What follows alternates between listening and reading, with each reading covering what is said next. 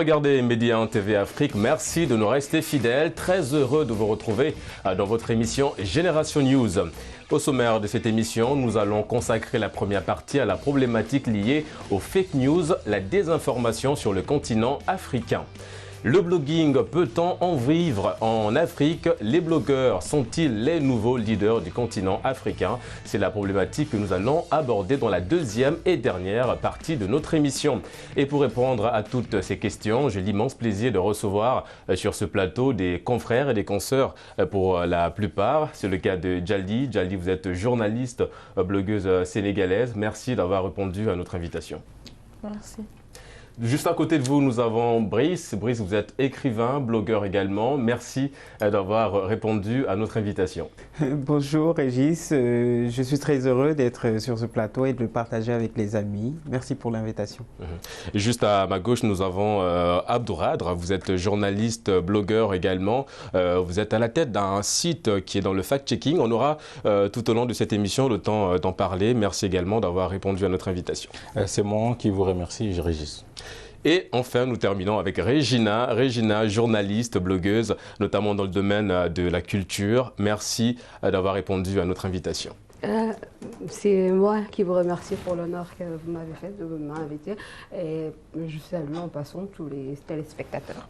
Merci. Alors, je le disais dans mon entame, on va consacrer cette première partie de l'émission sur la problématique liée aux fake news et à la désinformation sur le continent africain qui prend une proportion inquiétante. Le Sénégal compte plus de 200 sites d'information. Les réseaux sociaux restent le canal d'information et de désinformation le plus utilisé par les Africains, l'Afrique aujourd'hui qui reste un continent très connecté. Brice, est-ce qu'aujourd'hui on peut affirmer que l'Afrique est un Eldorado des fake news? L'Afrique est Eldorado des fake news, je n'aurais pas forcément employé la même expression.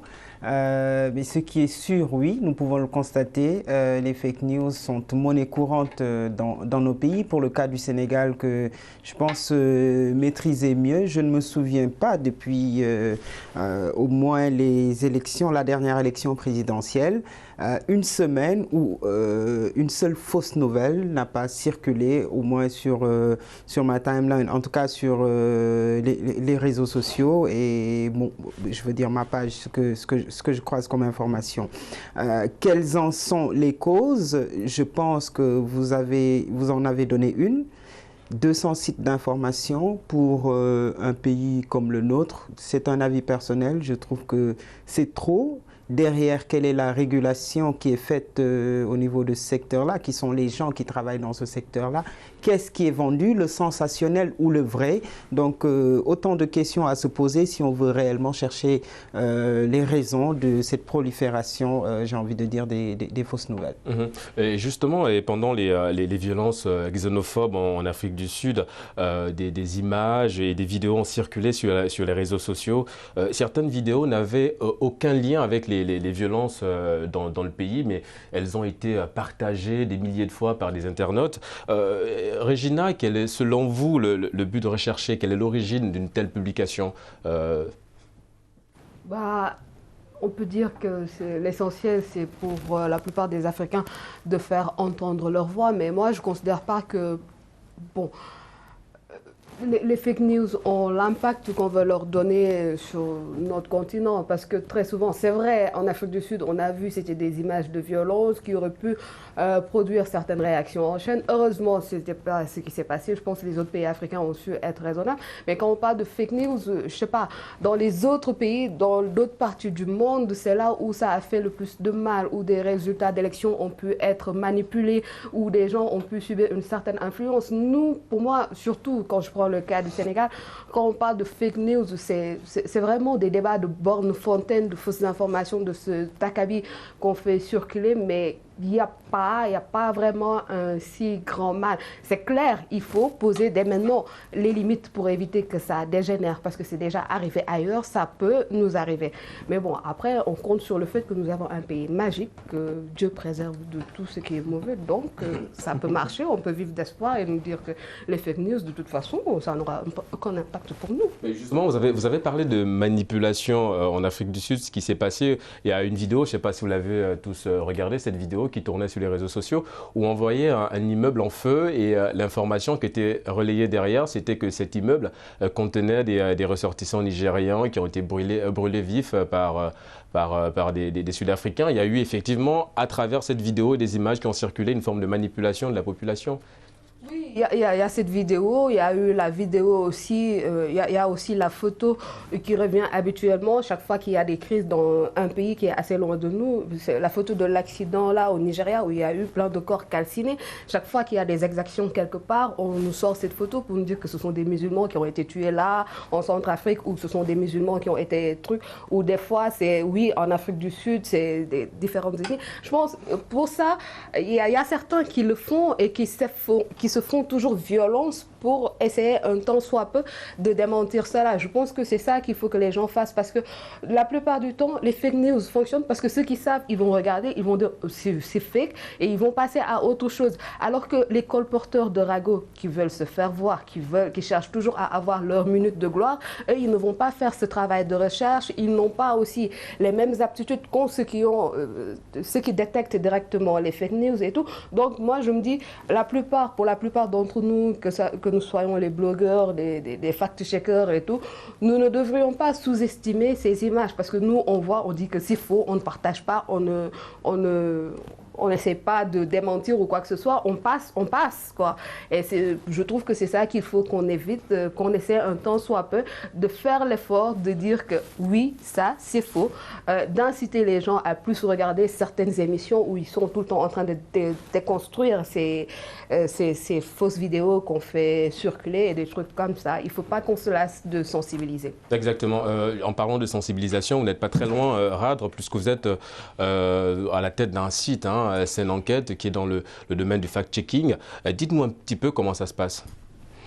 Alors, ce n'est pas très facile parce que, comme mes amis l'ont dit, ça va de façon très extraordinaire à vitesse grand V. Chaque jour, on ne peut pas se lever sans voir une fausse information, ce qui est tout à fait normal. Même si je tiens à préciser qu'ailleurs, il y a plus de fake news qu'ici. En Afrique, c'est vrai qu'il y en a, comme partout dans le monde, mais c'est moins présent. Par exemple, ça fait moins de dégâts en tout cas. Si on compare un peu, le Brexit est né d'une fake news. Boris Johnson qui s'est levé pour dire que les Anglais, les Britanniques cotisent chaque semaine 350 millions de livres à l'Europe, ce qui était carrément faux. Et c'est parti de cette fake news que le Brexit est venu. Lors des élections américaines avec Donald Trump, on a vu qu'il y avait tellement de fake news, ça fait plus de dégâts ailleurs qu'ici, même si également le nombre est extraordinaire. Cette semaine, il y a un site qui a annoncé la mort de l'ancien président Abdou Diouf, qui a été automatiquement démenti plus tard. C'est pour vous dire que c'est un phénomène qui existe, c'est-à-dire c'est plus ancien que nous-mêmes, parce que des rumeurs et des fausses informations, c'est depuis la nuit des temps. Maintenant, avec les réseaux sociaux, avec Internet, on a senti que c'est devenu extraordinaire parce qu'il y en a qui le font à des buts de manipulation, parce que souvent quelqu'un, pour parler d'une chose, est obligé d'illustrer une photo qu'il ne légende pas. Justement, comment vous faites pour identifier la fake news Alors la première démarche, c'est voir qui a publié l'info. D'abord, on se demande qui a publié l'info. Si c'est un site qui n'est pas connu, parfois c'est des sites qui ne sont pas connus du bataillon, Chakri.com ou bien des trucs comme ça, ça prouve. Également, on se demande quels sont les sites qui ont pu partager ça. Si par exemple c'est un seul site qui l'a fait et que un site qui n'est pas très connu, ça crée le doute. On se dit, mais tiens, et parfois, quelle est l'origine? Ou bien également, il faut identifier, parce qu'il y a des sites parodiques. Comme par exemple, on voit souvent que Garofi, qui est un peu la parodie de Figaro, toutes les Figaro infos. Et d'autres, Le Monde déjà, aussi, on sait que Football France, ce n'est pas des infos, ce n'est pas France Football. Et ils ont la même charte graphique parfois. Si tu ne fais pas très attention, tu penses que c'est une information vraie. Et si par contre également, il y a sur les réseaux sociaux, notamment parce qu'il y a quelqu'un qui, sur sa page Facebook, se dit, fait une publication pour dire que dans X région ou bien dans quelle partie du monde, il y a eu ceci ou bien cela. D'habitude, on les approche pour leur demander d'où vient la source. Parfois, on dit que oui, j'ai cru entendre ça ailleurs ou bien ça prouve qu'on ne dit pas que c'est faux. C'est comme ça que vous remontez jusqu'à la source, vous allez au contact des... Oui, parfois c'est ça, parce qu'on voit par exemple un article qui est écrit souvent par un site sénégalais qui est un site entre guillemets assez sérieux. Les contacts ne manquent pas, on appelle directement soit le rédacteur en chef ou bien celui qui a écrit l'article pour lui demander la source. À partir de ce moment, il nous indique ou bien il nous dit que c'est que je les partage quelque part. Et il nous est arrivé récemment que Seneweb, je vais le citer, a fait un article pour dire que 90% des femmes de Kolda souffrent d'inflammation de l'utérus. Moi, quand j'ai entendu ça, ça m'a fait un petit ticket. J'ai appelé Seneweb pour leur demander. Ils m'ont dit qu'on a écouté l'élément à la RFM. Moi, je suis allé voir, réécouter le journal, mais l'élément n'existait pas. C'était déjà, le Seneweb a parlé de Kolda, alors que l'élément en question, c'était une consultation dans la région de Ziguinchor, à Bignona. Une consultation. Et à l'issue, dans la journée, le médecin a dit sur les consultés, ils n'ont pas consulté 50 femmes d'une petite ville. Et Seneweb dit que 80% des femmes. Et pire, Seneweb dit que c'est à cause des produits aphrodisiaques. Alors que le médecin, je l'ai appelé directement, il m'a dit que j'ai consulté 50 femmes et sur les 50, c'est 20 qui souffrent de ça. Et c'est à cause des serviettes hygiéniques. Okay. Donc tu vois, parfois, ce n'est pas un truc volontaire, mais nous on passe carrément, on va jusqu'à la source pour voir. Et si par exemple c'est une vidéo, heureusement Google nous permet de pouvoir authentifier la vidéo, parce qu'en général quand tu fais une recherche sur Google Vidéo, on arrive à remonter la première fois où on l'a publié, qui l'a publié, et là on arrive parfois, comme Régina l'a dit, on montre un truc de Centrafrique alors que ça s'est passé au Nigeria, et quand on met la photo sur Google, on nous dirait directement que c'était une exaction que les gars de Biafra avaient fait, alors que c'est utilisé pour dire que c'est des musulmans qui sont tués. C'est pas très facile, mais quand même on essaie de remonter pour avoir parfois les infos vraies. Ça demande du temps, c'est ça le problème parfois. Ou bien il y a des choses, nos ministres disent que oui, ils donnent des statistiques, le taux d'alphabétisation. Mais c'est des choses aussi que vous allez vérifier. Les ministères nous disent, parfois on contacte, on nous dit qu'il n'y a aucun rapport il y a aucun rapport. Là, on ne dit pas que c'est faux, mais on dit qu'il n'y a aucune étude qui prouve cela. Okay. Voilà. Justement, Djali, est-ce que l'avènement des réseaux sociaux facilite justement les fake news? Oui, parce que la plupart des fausses nouvelles passent sur les réseaux sociaux. Et moi, je reviendrai sur les fausses nouvelles qui concernent souvent les femmes et les filles. Récemment, j'ai vu une information comme quoi 72% des femmes sénégalaises se dépigmentent. Je cherche toujours le rapport. Il n'y en a pas. Les gens, ils interprètent comme ils veulent. Et c'est souvent pour faire du buzz. Et sur les réseaux sociaux, c'est viral. C'est des publications où il y a directement 100 personnes qui partagent la publication. Et derrière, c'est difficile de déconstruire l'information quand elle se construit. Depuis l'histoire des 72%, tout le monde se dit, donc les femmes sénégalaises, toutes les femmes sénégalaises se dépigmentent. Alors qu'il n'y a pas un rapport proprement dit qui le dit. Il y a un échantillonnage qui a été fait sur la dépigmentation au Sénégal. Ça ne veut pas dire que 72% des femmes au Sénégal se dépigmentent. Et les réseaux sociaux les gens sur les réseaux sociaux maintenant tendent à banaliser ce fait parce que ça fait accroître les likes, ça fait accroître les amis et les gens sont à la course de ça. Même s'ils savent que l'information est fausse, ils vont la publier et puis c'est pas leur problème. Hein. Après, moi ça m'est arrivé durant les élections, j'étais devant le Conseil constitutionnel, je vois quelqu'un publier la liste des candidats pour la présidentielle. Ok, je lui fais un message, je lui dis bon, il n'y a pas de liste, je suis là. Il me dit oui, je sais, mais j'ai reçu le message de tel, je le publie. Alors que moi, j'étais là, il n'y avait pas de liste, il n'y avait rien. Et c'est dommage parce que les gens, ce n'est pas leur problème. Et le temps que ça prend pour déconstruire l'information, c'est important. Et comme Régina l'a dit, il faut prendre le temps de déconstruire ça. Il faut prendre le temps de revenir sur les informations qui sont partagées et de dire que c'est pas vrai. Moi, à chaque fois qu'il y a une information qui me touche, par exemple l'histoire de Khessa, là, je suis dessus et je vais le traquer jusqu'à trouver la source où c'est venu et il faut déconstruire l'image. pour que l'information vraie soit rétablie. Mais ne pas se dire que oui, c'est une fausse image, ouais, moi je sais que c'est faux. Moi, dès que j'ai vu l'info, je savais que c'est une fausse info, mais je ne vais pas passer juste pour dire que c'est faux. Justement, Brice, est-ce que, comme Djali l'a souligné tout à l'heure, la course au buzz, c'est un facteur clé dans l'accroissement des fake news? Oui, je l'ai dit dans ma première prise de parole, il faut encore qu'on voit ce que les gens recherchent en donnant une information. Mais avant cela, moi j'ai envie qu'on fasse déjà la différence entre le rôle de chacun. Est-ce que c'est de donner l'information ou bien c'est de la commenter?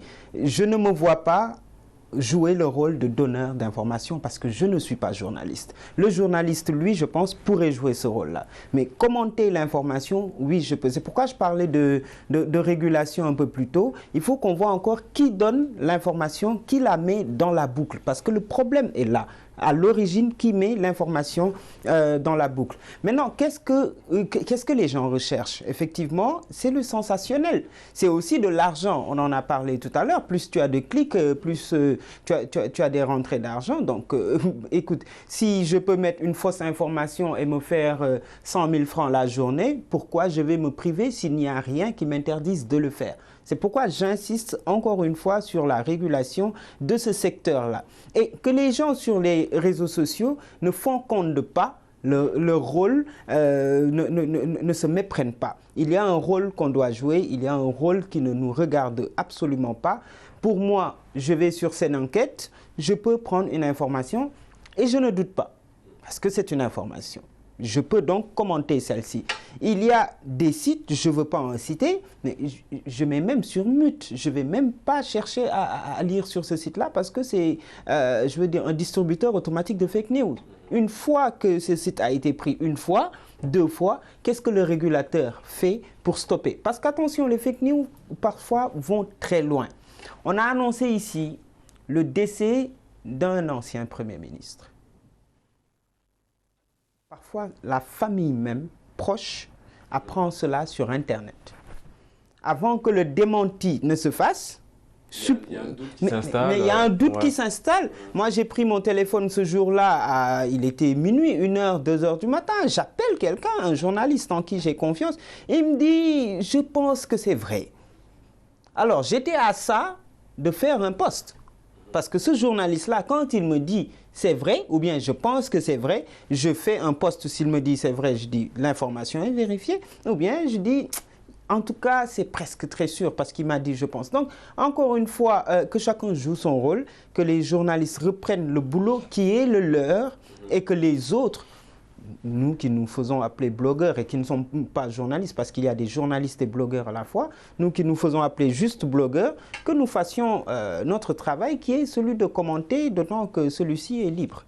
Justement, Regina, est-ce que la dangerosité des fake news est-elle accentuée avec des messages extrémistes d'incitation à la violence, xénophobie et du tribalisme?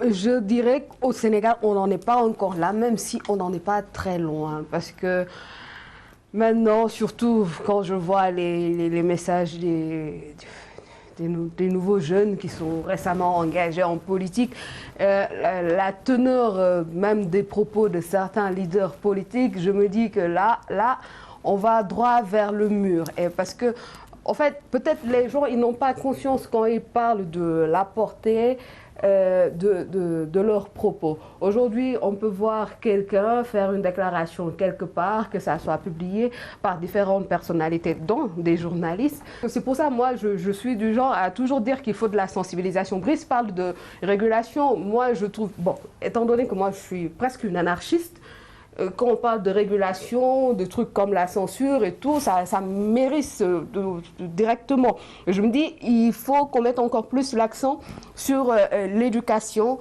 et la sensibilisation. Parce que c'est le plus grand mal. Aujourd'hui, on pense qu'avec l'école, ça suffit, mais l'école ne fait qu'instruire. La plupart des parents sont tous démissionnaires quand on voit cette nouvelle génération qui commence à avoir la vingtaine, les gens qui sont nés vers la fin des années 90-2000, ce sont des gens qui ont été éduqués pour la plupart par les écrans. C'était d'abord les chaînes de télé qui ont commencé à venir. Après, il y a eu les consoles de jeux vidéo. Après, les consoles et tout. Après, Internet est venu. Et après, les smartphones sont venus. Pendant longtemps, par exemple, quand je faisais mon mémoire, on disait que la question qui se posait à l'époque, c'était en 2007. Comment on va arriver à faire pénétrer Internet en Afrique où la connexion filaire, oui, parce que les fixes n'ont pas su se développer et tout, et comment faire pour réduire le gap, la fracture numérique et tout.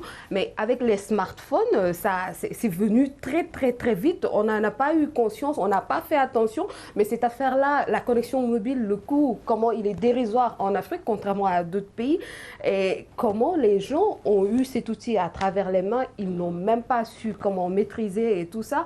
Ça nous interpelle à plusieurs niveaux et tout. Et moi, je me dis que c'est là où les gens doivent s'engager, être plus combatifs d'une certaine manière et mettre vraiment l'accent sur la sensibilisation. Ouais, Khadr, mettre l'accent sur la sensibilisation. Brice l'a un petit peu amorcé dans son argumentaire. Quelle est selon vous la part de responsabilité des gens évidemment qui partagent ces vidéos-là sans pourtant le savoir qu'elle est fake? Alors, je vais un peu revenir sur ce que Brice parlait tout à l'heure, que chacun fasse ce qu'il a à faire. Sauf que la différence, c'est que maintenant, le rapport entre le journaliste et la source a complètement changé. Il y a 25 ans en arrière, si Brice avait une information, il était obligé d'appeler son ami journaliste pour le faire passer dans son journal, dans sa télé ou bien autre. Maintenant, Brice n'en a plus besoin. Il va sur Facebook, il fait un post pour dire ça.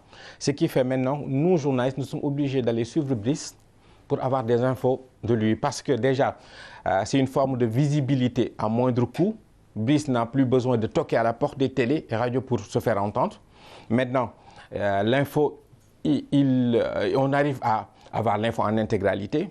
Djali, qui est une internaute, peut avoir le discours original et brut de Brice sans pour autant passer par les médias qui, en un moment donné, font des filtres et que parfois, comme disaient souvent les hommes politiques, entre les citoyens et les médias, c'est un miroir déformant.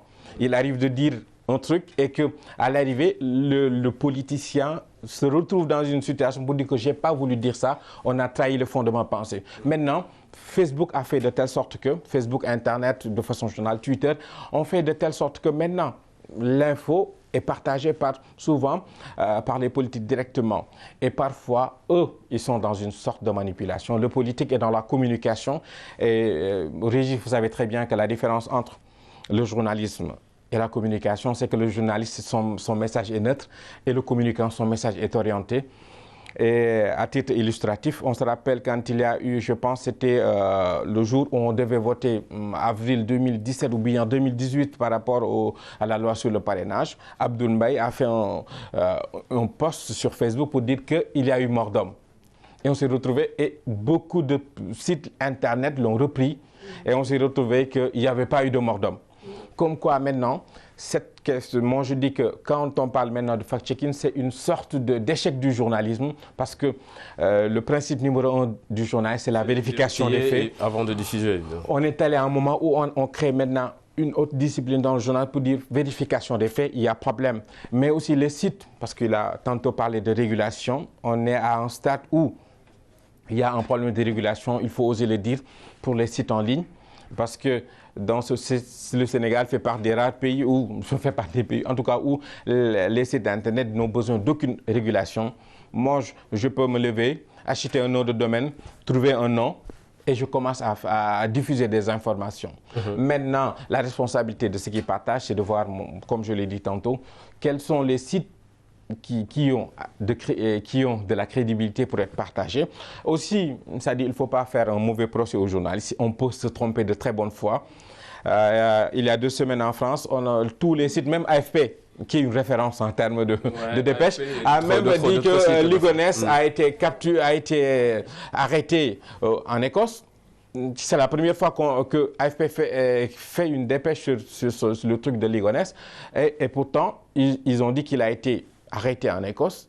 Quelques temps plus tard, on a dit que même si les empreintes digitales sont conformes, mais ce n'est pas la même personne parce que les deux ADN sont différents. Donc c'est pour vous dire que parfois on peut se tromper de bonne foi, mais pour la plupart c'est des sites qui servent, comme on dit dans le jargon, c'est des putaclics.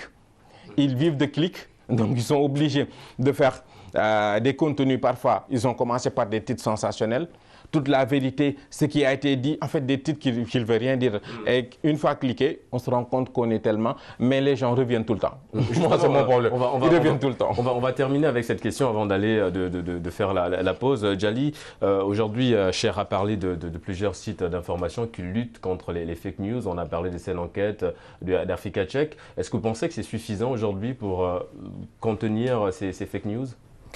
Il en faudra forcément plus. Mais il faudra faire le travail de sensibilisation sur les personnes qui sont sur les réseaux sociaux. Je pense que le Sénégal et l'Afrique en général, l'Afrique de l'Ouest en général, on a été dépassé par les nouvelles technologies. Et il faut revenir à cela, à la formation, à l'information, pour que les jeunes qui arrivent puissent savoir qu'est-ce qu'il faut mettre, qu'est-ce qu'il ne faut pas mettre, qu'est-ce qu'il faut partager. Même si moi, je ne suis pas pour la régulation, je suis désolée, moi, je suis pour la liberté d'expression. Et qu'on revienne au rôle. Les rôles sont déjà biaisés. Le journaliste n'a plus le monopole de l'information et moi, je suis contente de ça. Tout le monde peut diffuser de l'information, je milite pour ça, parce que tout le monde peut être avant-gardiste, tout le monde peut être un lanceur d'alerte. Moi, je suis pour ça. Maintenant, il faut sensibiliser, ce qui n'empêchera pas que la personne qui voudra faire du sensationnel, on ne pourra pas l'empêcher de faire du sensationnel. Les gens, en fait, ont cette malhonnêteté de diffuser des fausses nouvelles. Ça, on ne pourra pas faire grand-chose. L'important, c'est de faire en sorte que les internautes qui consomment l'information puissent comprendre qu'est-ce qui est vrai, qu'est-ce qui est faux et relayer l'information derrière. Moi, je le fais quand je reçois sur WhatsApp. Vous voyez les chaînes d'information souvent qu'on reçoit. Moi, je considère ça comme du fake news. Récemment, il y a eu le message sur l'anniversaire de Air Sénégal. Mais c'est facile de déconstruire ce genre. Toutes les personnes qui m'ont envoyé un message, oui, cliquez sur le lien pour gagner un billet d'avion, je leur ai renvoyé pour leur dire que Air Sénégal n'a pas 5 ans.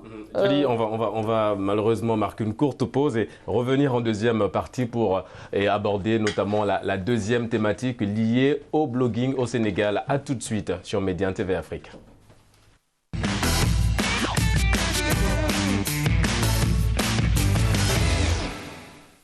De retour sur Média TV Afrique pour la deuxième partie de votre émission Génération News. Nous allons à présent parler du blogging. Vous êtes représentatif de ces Africains-là qui ont saisi l'importance majeure de la révolution numérique en se lançant dans le blogging. Regina, parlez-nous un petit peu du concept. En quoi consiste le blogging? Le blogging, c'est comme avoir son petit carnet et écrire tout ce dont on a envie. Et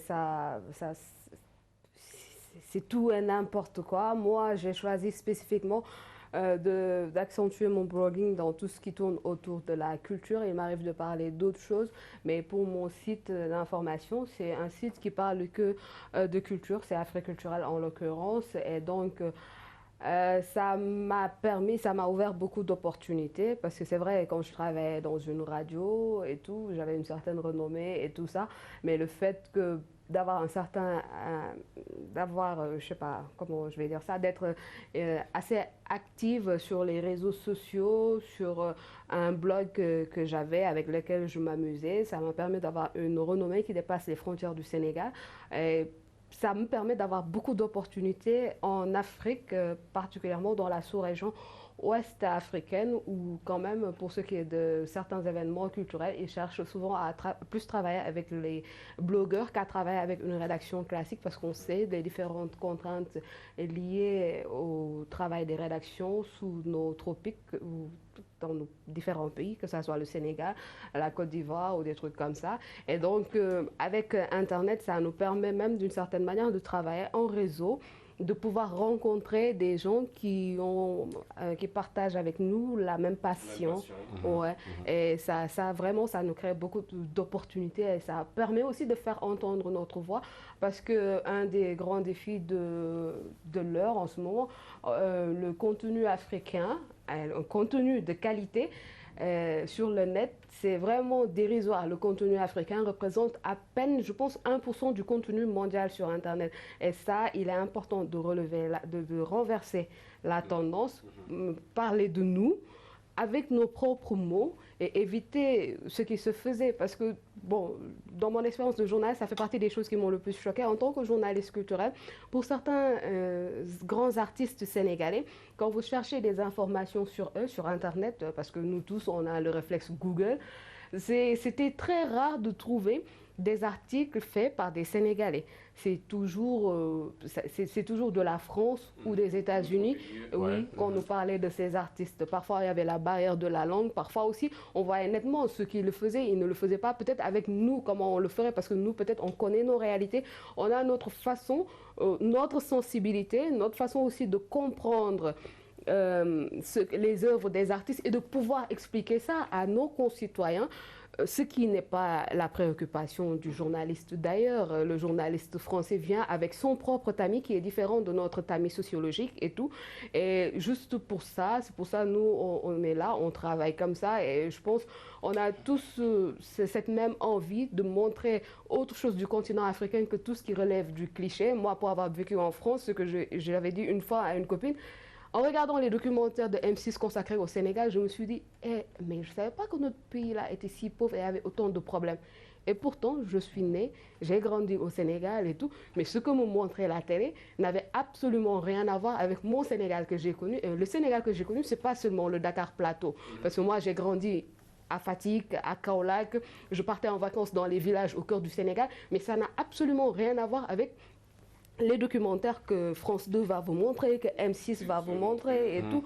Et ça, après on se dit que oui, il y a une réelle volonté derrière. Non, peut-être eux, ils font ce qu'ils font en toute bonne foi. Et c'est à nous de faire des choses, de produire et de chercher à parler de nous. De mieux vendre notre continent, le continent c'est même pas. africain. Est-ce que c'est une question de vente? Parce que pour moi aussi, parler de vendre, qu'est-ce qu'on a à vendre et tout. On parle du rendez-vous, du donner et du recevoir. Chacun vient avec ce qu'il a et tout. N'acceptons pas que les autres viennent définir ce que nous avons et tout ça. Nous, on se connaît, on sait qui on est et on sait ce qu'on peut apporter au monde. Et il faut qu'on fasse entendre au monde ce que nous venons leur apporter et tout. Il ne faut pas qu'on attende que les autres décident et définissent pour nous. Justement, Djali, vous êtes la preuve que les femmes aujourd'hui se lancent beaucoup plus dans le domaine du blogging. C'était important pour vous en tant que femme de revendiquer cette place très importante dans le développement du continent, du pays, le Sénégal? D'abord, c'était important tout court de pouvoir donner l'information que je voulais. Je pense que j'ai fui les rédactions à cause de ça. Moi, avoir un rédac-chef, c'est ça qui me dérangeait beaucoup. Et je ne remercierai jamais Internet de m'avoir donné la possibilité d'avoir mon espace de communication où je suis libre de partager les informations que je veux, quand je le veux et comme je le veux. Maintenant, pour les femmes, c'est beaucoup plus spécifique. Hier seulement, je faisais dans un groupe, je faisais un post sur le sexisme sur les réseaux sociaux. Et ça, il faut que la présence des femmes puisse changer ça.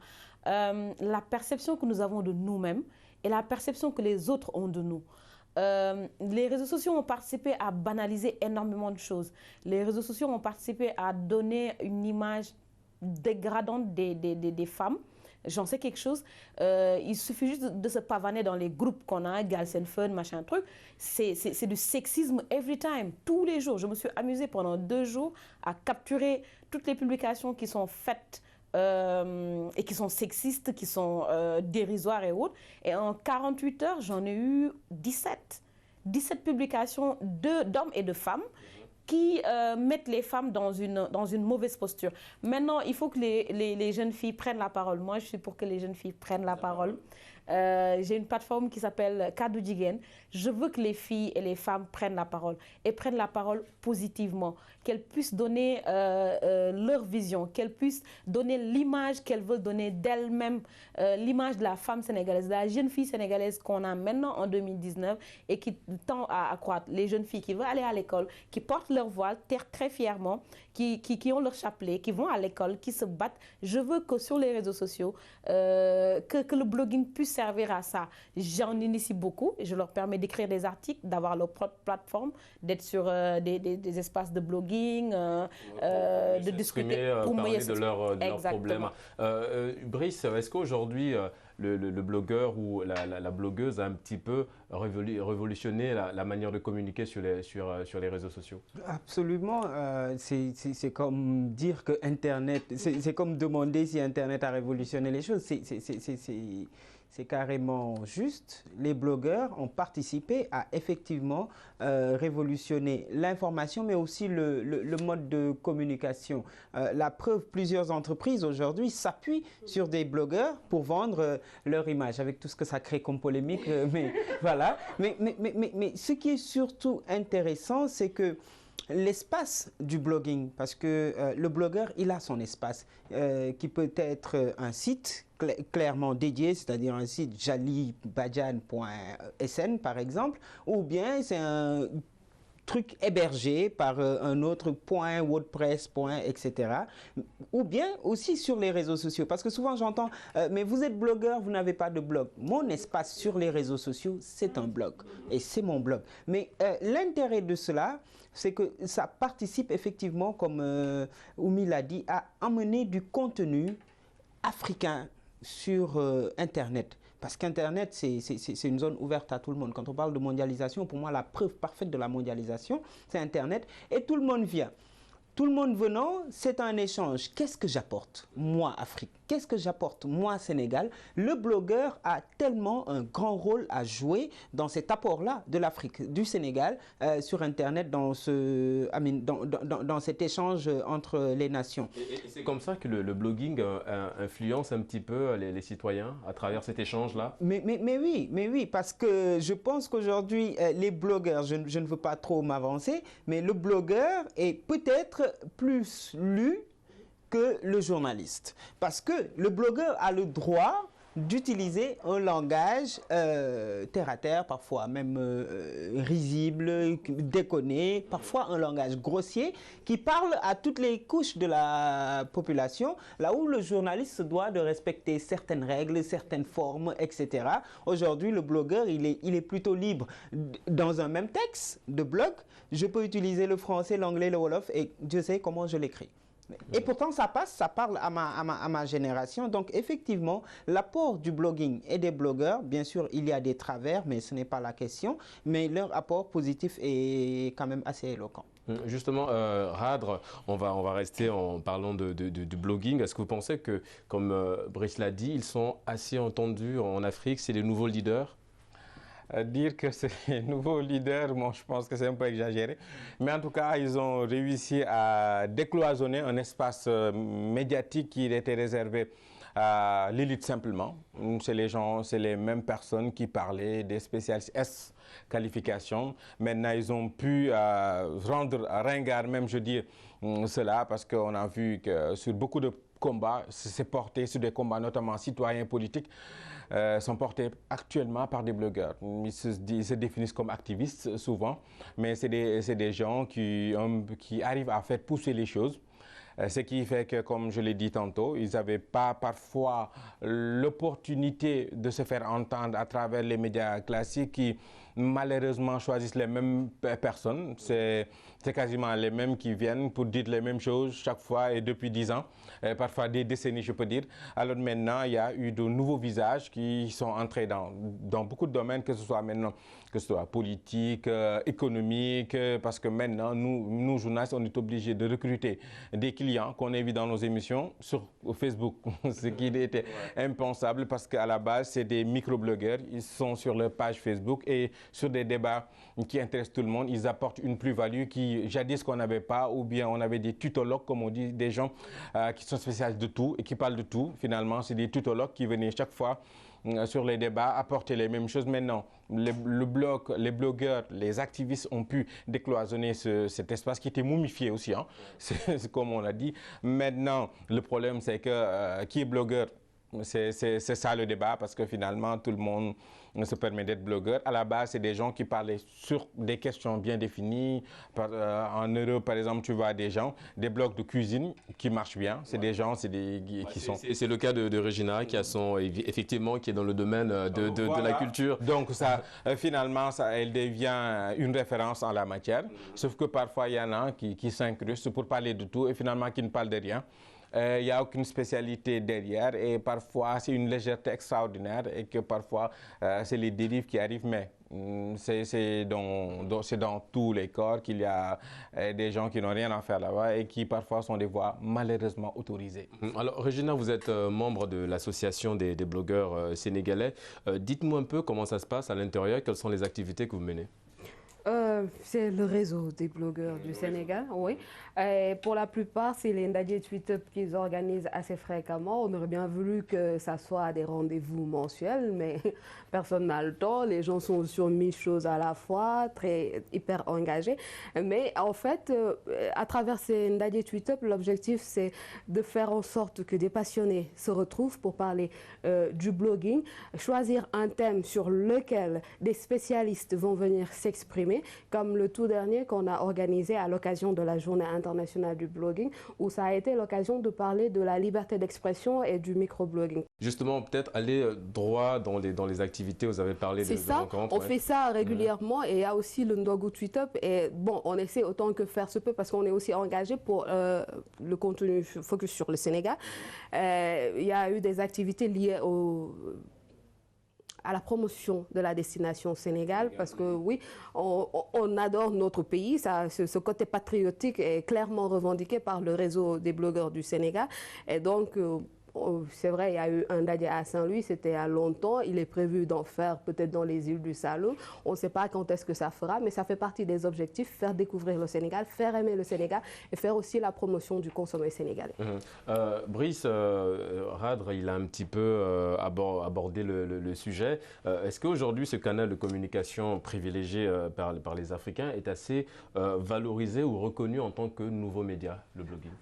Vous répondront certainement certaines personnes qui arrivent à vivre de cela. Ce n'est pas vraiment mon cas.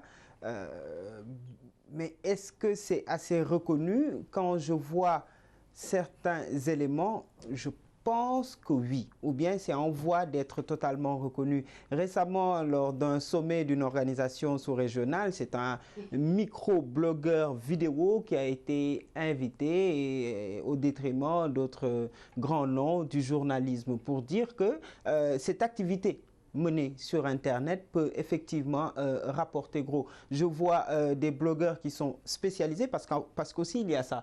J'ai le droit d'être spécialiste. J'ai le droit de ne pas du tout me spécialiser et de parler de tout ce que je veux. De parler de sport, de politique et demain parler de culture. C'est aussi cela la magie du blogging. Il y en a qui sont vraiment spécialistes. Il y en a même qui écrivent des nouvelles, des romans, des histoires tout aussi belles, charmantes. Mais voilà, chacun a le droit de se spécialiser ou de rester généraliste. Mais quand on le fait, aujourd'hui, si j'ai un conseil à donner à ceux qui veulent devenir blogueurs, c'est de respecter quand même certaines règles, notamment d'éthique, pour éviter de donner de l'information qui soit fausse, on en a parlé en première partie, mais aussi de soigner un peu plus la forme, parce que ce n'est pas parce qu'on dit que tu es libre dans une écriture libre que tu fais exactement ce que tu veux. Sens. Voilà, parfois c'est assez moche, mais si j'ai surtout un véritable conseil à donner, je sais que je peux me faire taper pour ça,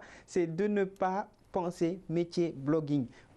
Enfin, c'est très personnel, c'est mon avis personnel. Okay. Je pense qu'il faut avoir son métier, avoir une formation solide, ne pas être vide, parce qu'un blogueur vide aussi, c'est assez moche. Mais en tout cas, avoir une formation, avoir un métier, faire du blogging d'abord par passion. En tout cas, moi, quand j'en faisais, je pense que je fais du microblogging jusqu'à présent, c'est par passion, ce n'est pas pour autre chose.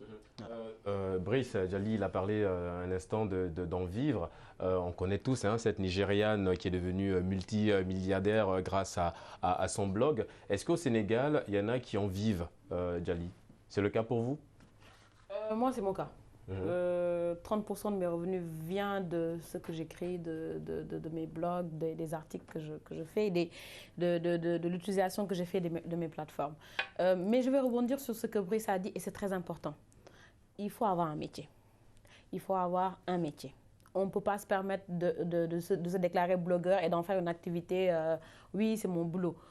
Derrière, pour être un blogueur, il faut être intelligent, je suis désolée. Et pour être intelligent, il y a un minimum de culture, d'éducation, d'instruction. Pas seulement s'asseoir sur les bancs et apprendre, mais utiliser Internet pour apprendre. Moi, je suis tout le temps sidérée que quand je vois des jeunes qui ont accès à la connexion H24, mais qui ne savent rien faire. Faire leur CV, prendre des cours d'infographie. Moi, tout ce que je sais faire, entre guillemets, je le dis, j'ai su le faire via Internet. Et c'est ça qui me permet de perfectionner mon travail dans le blogging. Par exemple, là, en tant que blogueuse, on m'invite à un événement ou bien on me le confie.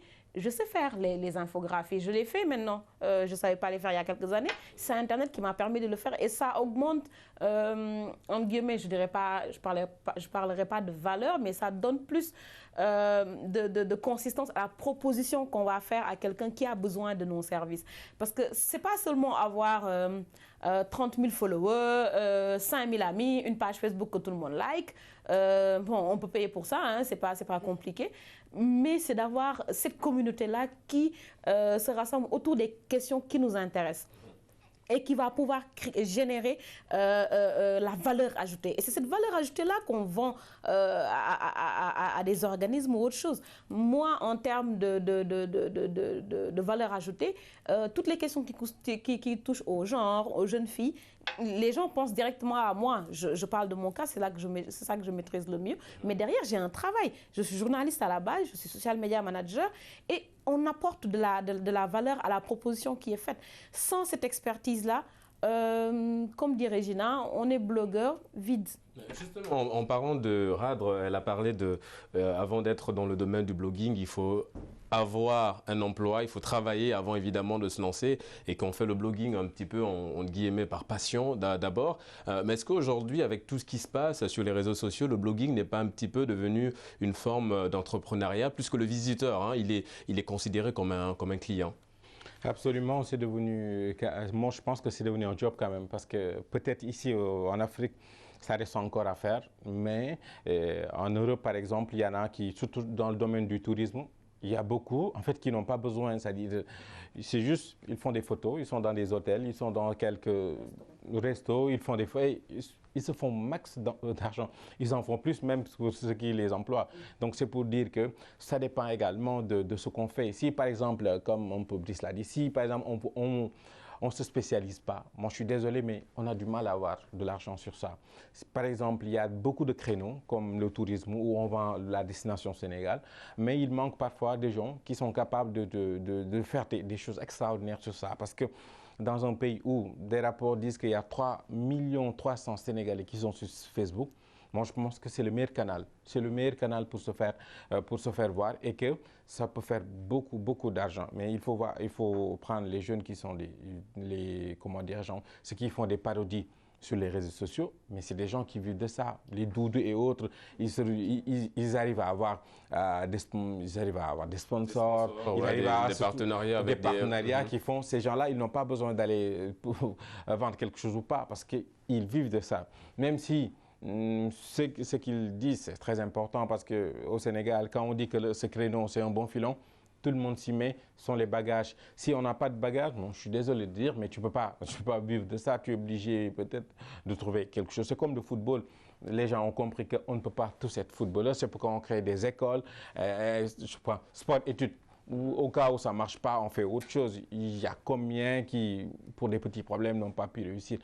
C'est valable pour tous les domaines, mais c'est pour dire qu'il y a une forte économie numérique qui va venir. C'est inéluctable. Les jeunes doivent c'est inéluctable. en profiter. Maintenant, même nous qui sommes journalistes, on sera dépassés dans 10 ans, et moins que ça. On ne peut plus. La preuve, les télés ont compris. Moi, je vois par exemple des émissions politiques où la grande audience se passe sur Facebook. La grande audience se passe. Les gens n'ont plus le temps d'aller devant la télé parce qu'ils ont d'autres choses à faire. Les réseaux sociaux remplacent un petit peu les canaux de diffusion classiques. classiques. Les grandes chaînes se font des applis avec podcast. Moi, personnellement, à cause de cette émission, je ne vais pas regarder aujourd'hui mon quotidien de Yann Barthès, mais une fois à la maison, j'arrive à visionner toute l'émission. Donc, c'est pour dire que tout le monde, on a tous compris, même l'enseignant est obligé de faire maintenant ses cours, ses fiches. On n'a plus. Moi, je sais que dans 5 ans, les fiches Bristol seront rangées dans les tiroirs de l'oubli. Ils sont obligés avec les smartphones, avec les tablettes. C'est pour dire qu'on est obligé d'aller vers ça. C'est inéluctable, c'est une révolution. Comme il y a eu la révolution industrielle, il y a une révolution numérique, on ne peut plus échapper à ça. Regina, je le disais, on a parlé de cet amour que vous avez pour la culture. Vous effectuez plusieurs voyages à travers l'Afrique. Dites-moi un peu, est-ce que vous avez fait le constat aussi de ce problème de blogging qui n'est pas très représenté dans certains pays? Est-ce que c'est le cas? Bon, en Afrique centrale, je dirais que le blogging, ça reste quand même une activité réservée à une certaine élite. Si j'en crois mon expérience au Congo-Brazzaville, parce que là-bas, vraiment, la connexion est un vrai luxe. Donc, il n'y a pas beaucoup de blogueurs. Mais par exemple, si on compare avec un pays comme la Côte d'Ivoire, où là-bas, je ne parle même pas de blogueuses culturelles, elles se spécialisent soit en tourisme, soit en cuisine, ou une partie en cinéma, par exemple. Au Bénin aussi, c'est le même cas. Et ça passe. Ce sont des gens qui ont leurs propres activités professionnelles. Je vais citer l'exemple d'Orphélie Talmas.